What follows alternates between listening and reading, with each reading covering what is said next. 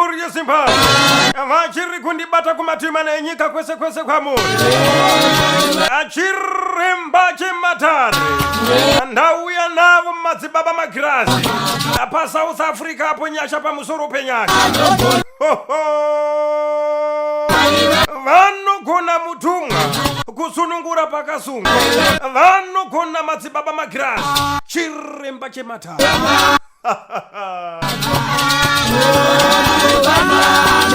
musi wa 5 kusvika musi wa 6 August vanenge varipo paSouth Africa apa Johannesburg apa Cosmos City ndopa zvinenge zviri kuitikira mhuri yeZimbabwe apa Beauty Town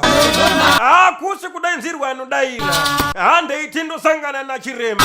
handeiti ndosangana nemunzwi vedenga vakatumwa kuzosunungura pakasunga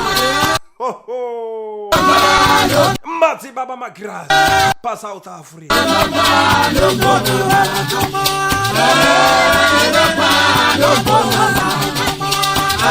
zvako zvekuti unongodzengerera nenyika hapana chaunobata chinoendeka mukati meupenyu hwako zvichida wakasungirirwa pamuti unenge ungoripo hapana zvinhu zvakangomira zvikanzi namadzibaba magirazi hokoyo ndouya ikoko kuzosunungura pakasunga mapinda mumba amai hamugariki mangwana mabuda kubata mwana anoshaika hapana chako chaunobata chinoendeka itai musangane nachiremba madzibaba magirazi apa Cosmos City pa Beauty Town hapasi kudainzirwa anodaira kubva musi wa 5 kusvika musi wa 6 August vamwe munorota makarara nevarume mangwana ofuma murume wacho hahuna zvinombofamba sei vamwe munorara muchinanzva nenyoka aiwa kana varipo vakasunga upenyu hwako vakuzosunungurwa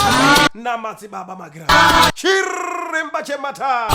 paSouth Africa musi wa 5 kusvika musi wa 6 August